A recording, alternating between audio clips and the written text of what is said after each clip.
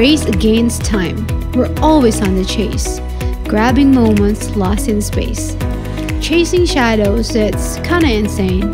Life sticking in a fast lane. Ephesians 5 verse 16 say, making the very most of your time on earth, recognizing and taking advantage of each opportunity with wisdom and diligence, because the days are filled with evil. So, say no to delays, do not wait. Hold His words, make Him your path. Fuel your spirit, in faith we believe. Gratitude is the beat, let it amplify. Live with intent and let your actions testify. Seize the day, make it lit. Honor the one who gave it to us.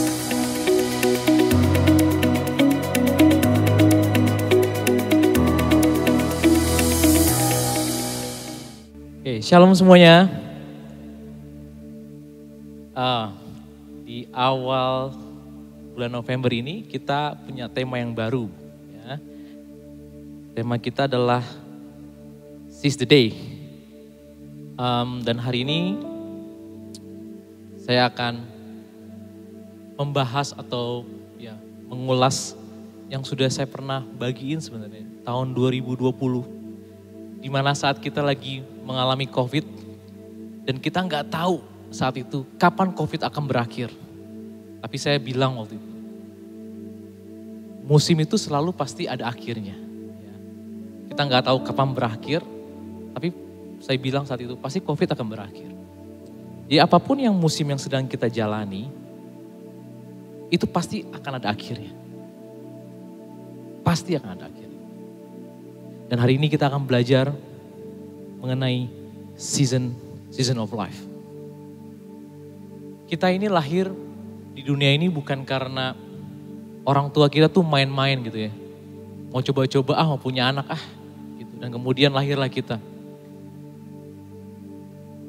Kita lahir bukan karena by accident. Selalu ada tujuan yang sudah Tuhan tanamkan di dalam diri kita. Dan saat kita ada di Christchurch, di New Zealand, itu pun juga ada maksud dan tujuan. Saat kita dipertemukan dengan orang-orang di sekitar kita, dan Tuhan membentuk kita,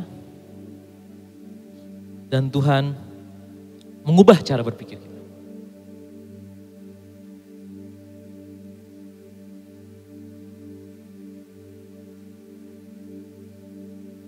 Hari ini kita akan belajar tentang season of life.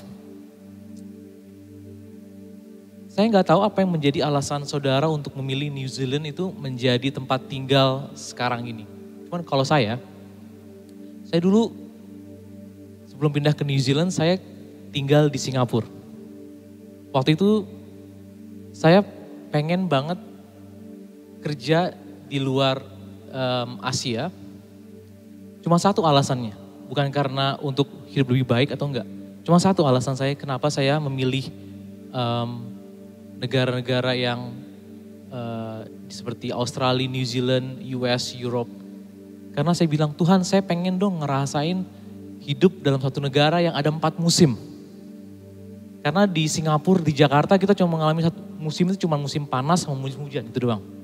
Dan saya pengen merasakan, jadi saya motivasi saya bukan karena saya mau hidup lebih baik atau mau pengen pekerjaan yang baik, enggak, sama sekali enggak ada pikiran. Pikiran saya cuma, saya pengen merasakan hidup di satu negara yang ada 4 musim. Sehingga saya tahu, saya harus prepare, saya harus mempersiapkan apa yang ada di musim berikutnya. Dan puji Tuhan, Tuhan menjawab, sehingga saya ada di New Zealand.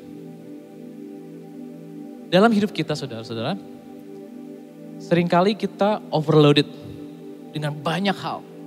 Ya, dengan pernikahan kita, dengan kesehatan kita, yang mana yang duluan? Dengan pekerjaan, Tuhankah? Dengan kepemilikan kita, anak-anak, bahkan screen time, kita disibukkan, dipusingkan dengan pilihan-pilihan yang ada di sekitar kita.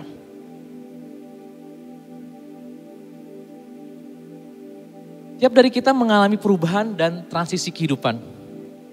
Kadang kita berada di musim yang exciting, dynamic ya. Seperti Alin, pas lagi ke New Zealand, yeay, Terus kadang-kadang kita ada di golden moment. Nanti kita ada di satu musim di mana aduh harus pulang. Ya. Kalau saudara sedang liburan pasti percaya akan berakhir. Ya. Kalau saudara sedang belajar, pasti musim belajar akan berakhir. Kalau saudara pikir saudara akan selalu kuat, enggak, saudara nanti akan lemah. Tulang saudara akan menjadi lemah. So we must understand the season and the importance of them.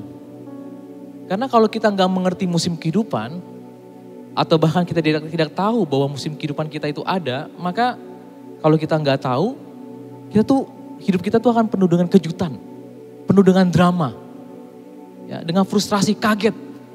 Hah? Ternyata setelah punya anak begini toh ya? Hah? Oh ternyata setelah tinggal di New Zealand, oh begini ya, dingin ya, oh. Ya. Jadi kita harus tahu di musim kehidupan apa sekarang kita saat ini. Karena kalau enggak, kita akan penuh dengan drama, kejutan, kaget, frustrasi, dan sebagainya. Dalam Efesus 5 ayat 15, karena itu perhatikanlah dengan seksama bagaimana kamu hidup. Janganlah seperti orang bebal tetapi seperti orang arif. Dan pergunakanlah waktu yang ada. Karena hari-hari ini adalah jahat. Sebab itu janganlah kamu bodoh tetapi usahakanlah supaya kamu mengerti kehendak Tuhan. Sebelum kita belajar tentang musim, setiap daripada kita tuh punya balance yang sama. Gak ada yang kaya, gak ada yang miskin. Setiap dari kita punya balance 24 jam satu hari. Semua kita. Tapi bagaimana kita spend, ya, atau kita invest atau waste. Ya, karena saya kalau saya pribadi memperlakukan waktu itu lebih berharga daripada uang. Uang itu bagaimana kita spend, bagaimana kita invest, bagaimana kita waste. Sama juga dengan waktu. Menurut saya waktu lebih berharga daripada uang. Dan prioritas adalah kunci utama. Karena 24 jam, semakin kita tahu apa yang kita prioritaskan, maka itu akan menentukan kapasitas kita. Ya, kapasitas kita itu akan ditentukan oleh prioritas kita. Karena dengan distraction yang begitu banyak di sekitar kita, apa yang mau kita lakukan terhadap waktu kita. Dan dibilang, perhatikanlah dengan sama bagaimana kamu hidup. Pergunakanlah waktu yang ada. Pergunakanlah waktu yang ada. Dan juga dalam Mazmur 90 ayat 12, Musa pernah menuliskan suatu ayat yaitu so teach us to numbers of days that we may gain a heart of wisdom. Dan saya berulang kali kalau saudara sering dengar saya sharing, kita itu dari kecil udah diajarkan bagaimana untuk menghitung uang, jagonya minta ampun. Ya, anak saya juga jago. Udah tahu cara ngitung uang, beneran. Gak perlu diajarin, dikasih $5 tahu. Bahkan dikasih tahu uang rupiah juga dia tahu dia. Ini harus 100.000, 200.000, tahu dia. Tapi gak banyak di antara kita tuh untuk menghitung hari-hari kita. Jago menghitung deposit kita, jago menghitung kekayaan kita, jago menghitung gaji kita, jago semuanya. Tapi untuk menghitung hari itu diperlukan suatu decision. Karena hari dan juga harta atau nama baik itu mereka urutannya sejajar. Ya, Salomo pernah menuliskan ya. Salomo ini orang yang paling berhikmat, paling kaya. Dan dia ngomong long life is in her right hand, in her left hand are riches and honor. Dia berbicara tentang hikmat. Dikatakan di situ long life, umur yang panjang. Tahu nggak saudara, saya ngelihat banyak orang, ini pengalaman pribadi juga, banyak orang ya. Dia udah mengejar kekayaan, rumahnya banyak, uangnya banyak, cashnya banyak. Di akhir hidupnya, dia akan mempergunakan kekayaannya itu hanya untuk extend the life. Dia lagi di rumah sakit nih, udah menghitung, udah sekarat gitu ya. Dia akan mencoba menjual semua hartanya hanya untuk menambah hari hidupnya. Ya, long life yang di tangan kanan. Ya, tapi hidupnya ini jago untuk yang di tangan kiri. Kekayaan dan kehormatan. Tapi setelah di akhir hidupnya, dia mau berusaha menjual itu semua hanya untuk mendapatkan 1 hari tambah kehidupan. Nah, saya nggak tahu apa yang saudara kejar. Kita diajarkan di sistem di dunia ini untuk mengejar karir. Pekerjaan, dapat uang, apalagi beli rumah.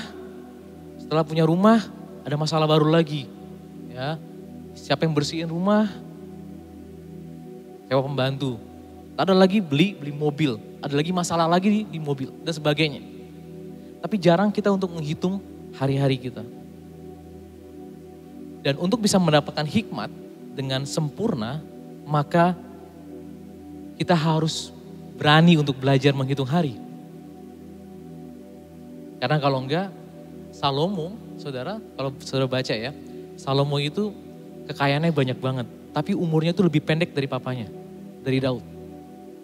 Padahal dia yang menulis ini. Dia yang menulis ini.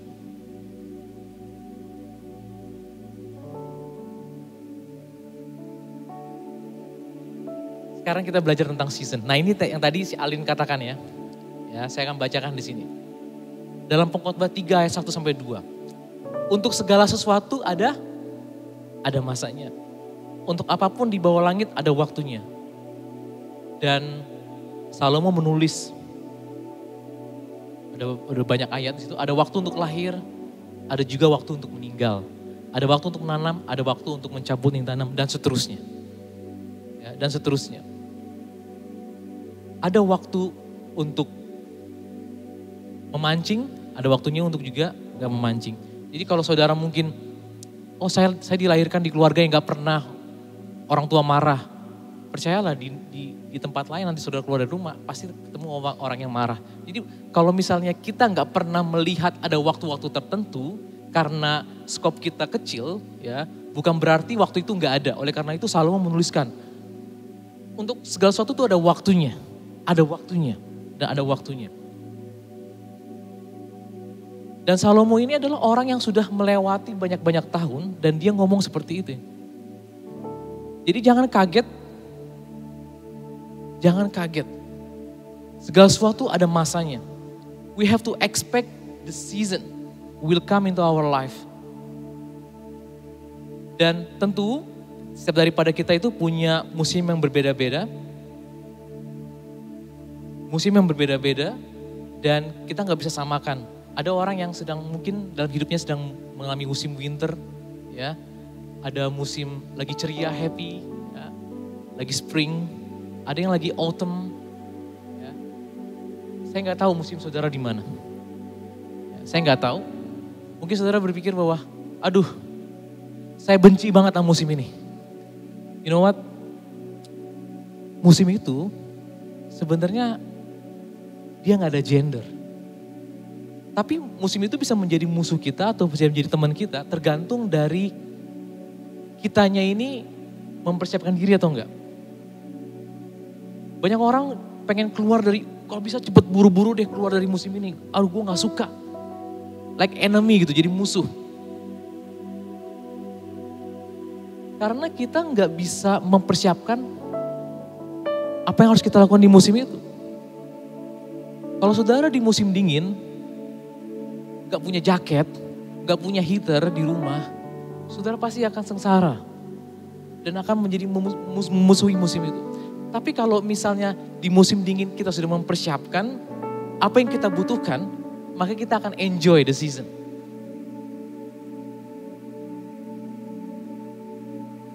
Hal yang perlu kita tahu mengenai musim, dari ayat ini ya, hal yang perlu kita ketahui tentang musim kehidupan adalah no season lasts forever. Gak ada musim yang bertahan selama-lamanya, gak ada.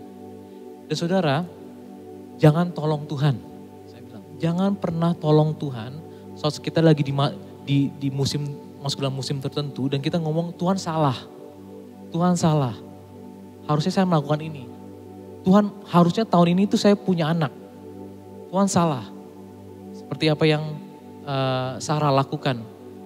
Dia ngambil keputusan, dikasih budaknya untuk supaya punya anak. You're wrong God.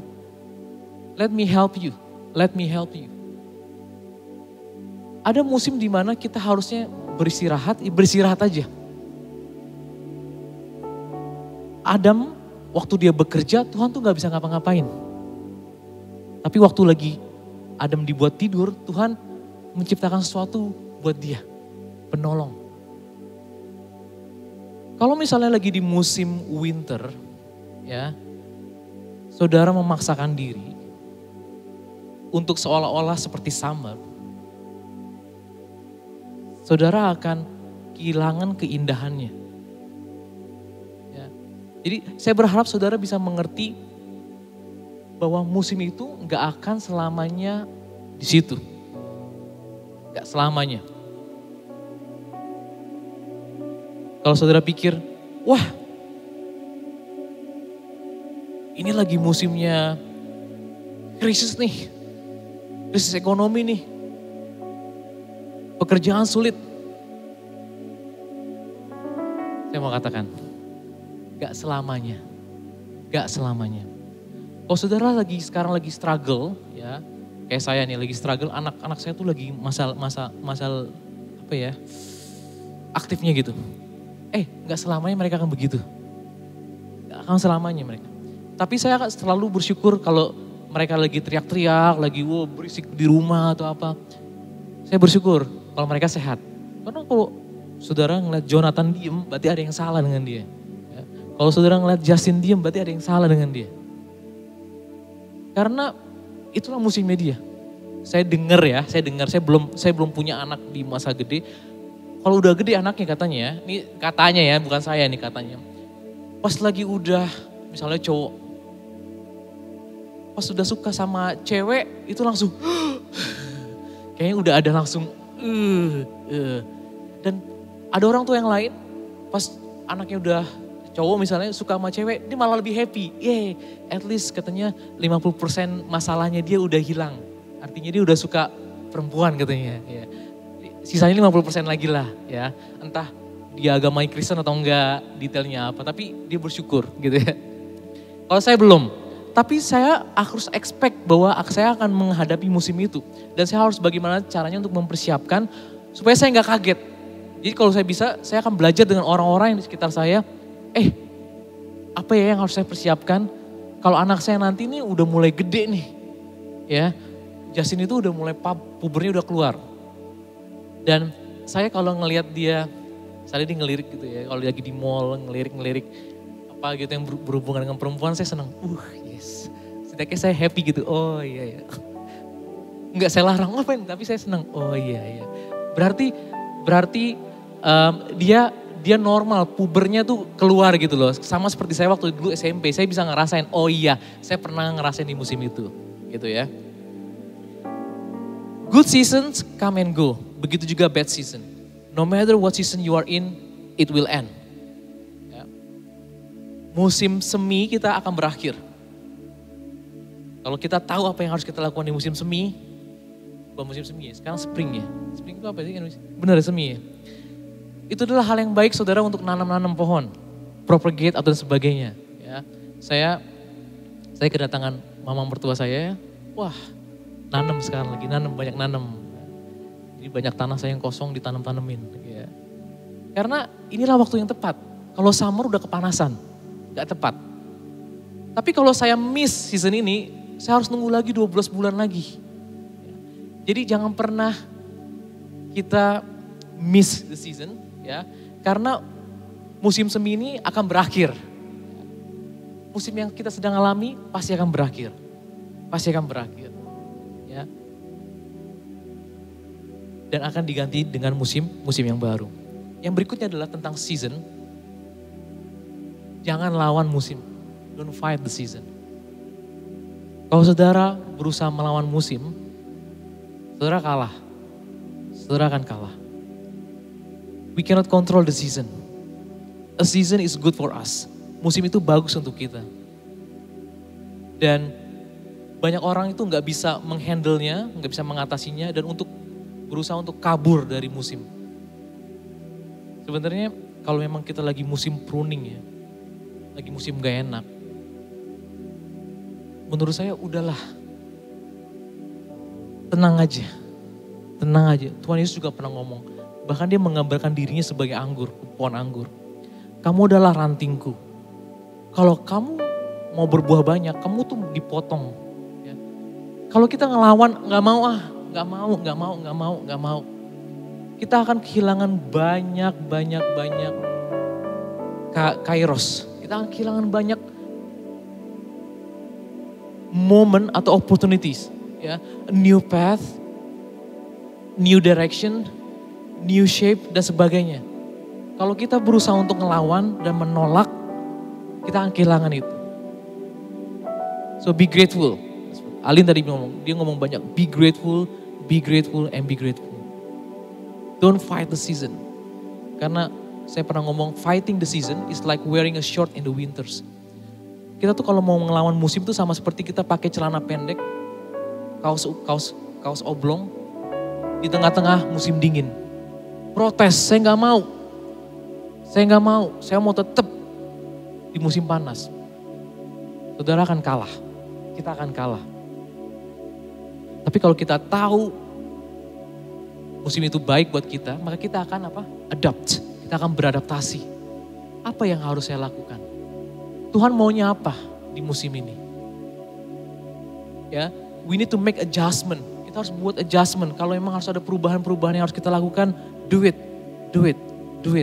Karena kalau kita cuma marah, kalau kita cuma komplain, ya sebenarnya itu malah kalau kita khawatir dalam hal menggunakan waktu ya, kita dikategorikan waste. Kita tuh sebenarnya waste our time. Kita khawatir, Tuhan Yesus ngomong gini, kalau kamu khawatir tuh gak menolong apa-apa, itu cuma waste. Gak menambah sehasta juga kok. Kalau kita komplain, kalau kita marah di musim kita ini, itu gak akan menolong apa-apa. Gak akan menolong apa-apa. Apa yang harus kita lakukan adalah jangan kita melawan, kita harus beradaptasi. Kita harus bisa mempersiapkan diri untuk musim kita berikutnya. Kemudian ini ayatnya ya. Ia membuat segala sesuatu indah pada waktunya. Bahkan ia memberikan kekalahan dalam hati mereka. Banyak orang mengutip ayat ini dibilang segala sesuatu indah pada waktunya Tuhan. Ya, tapi di ayat ini dia nggak ngomong waktu Tuhan. Waktunya. Jadi kalau saudara lagi musimnya waktu belajar, pasti ada yang indah di waktu musim belajar. Tapi banyak orang yang gak suka waktu belajar kayak musuhnya dia. Padahal harusnya ada sesuatu yang indah di waktunya belajar. Biasanya orang kalau gak menikmati musim belajar atau musim tersebut, biasanya dia abuse musim itu. Biasanya, saya abuse. Waktunya musim belajar malah sibuk pacaran. Nah, waktu musimnya pacaran, dia malah sibuk kerja. Waktunya dia kerja, dia malah sibuk pacaran. Benar juga sih. Kita harus tahu musim kita. Gak selamanya kita kuat loh. Gak selamanya lutut kita kuat. Gak selamanya tulang kita kuat. Musa itu, dia mengalami waktu yang sempurna dibilang. Dia mengalami 3 kali 40 tahun. 40 tahun itu menggambarkan satu generasi. 40 tahun. Pada 40 tahun yang pertama dia jadi Prince of Egypt ya. Pernah nonton Prince of Egypt, dia jadi pangeran. Setelah 40 tahun yang kedua, ya, makanya ada orang ngomong life begins at 40. Saya umur 41. Dan saya menyadari bahwa generasi saya udah berbeda sekarang. Karena saya udah melewati satu generasi. Dan saya menyadari bahwa ada satu hal yang baru yang Tuhan sedang persiapkan. Nah, kita harus bisa belajar membaca musim. Jangan kita ignore gitu, jangan kita ignore. Tuhan itu selalu bekerja melalui musim. Ya. Banyak orang di zaman Yesus miss that moment. Gak semua orang nyadar dia Mesias. Walaupun udah tertulis. Dibilang kamu tuh jago ngeliat tanda-tanda. Langit merah dan sebagainya. Tapi dia miss that moment bahwa Mesias yang kita pengen lihat hadir di zaman mereka. They miss it. Nah, jangan sampai kita miss loh. Kalau kita ada di musim tertentu dan kita ignore it, bahkan kita abuse it, we'll pay the price later. Kita akan membayar harganya nanti.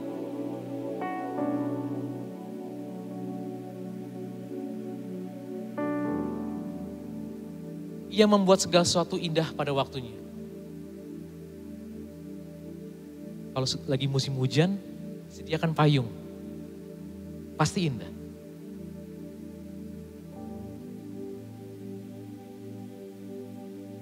Kalau lagi musimnya gak rame ya. Gak rame itu adalah, saya kalau misalnya pergi ke jalan-jalan ya. Misalnya road trip ke selatan, ke Queenstown atau apa. Kalau di winter itu saya sering ngelewatin perkebunan anggur. Aduh, sepi ya.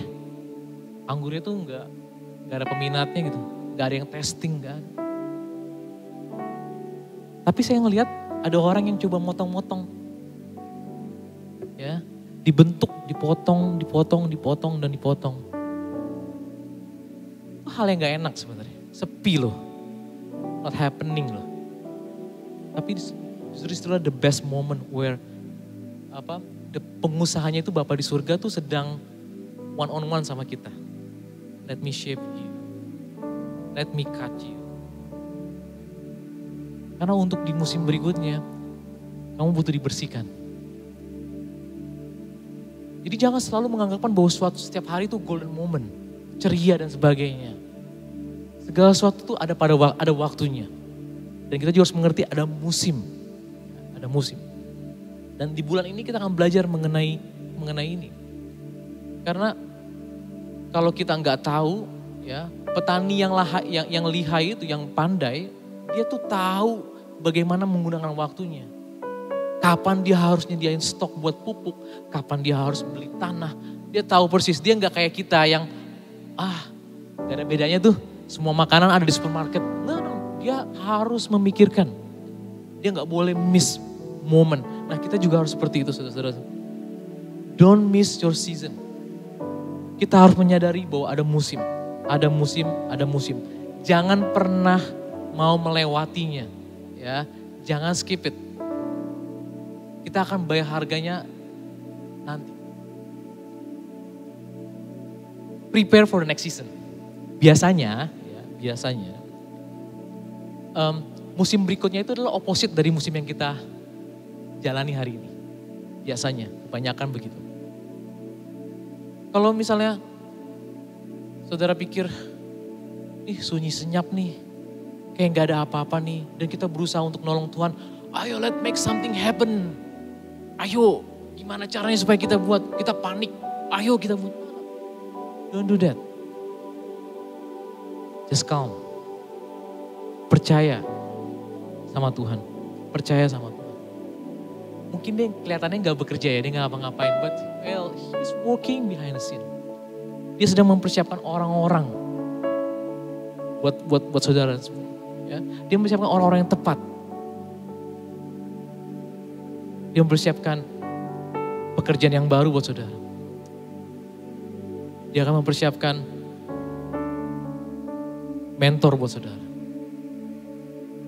Dia akan mempersiapkan calon pasangan buat saudara.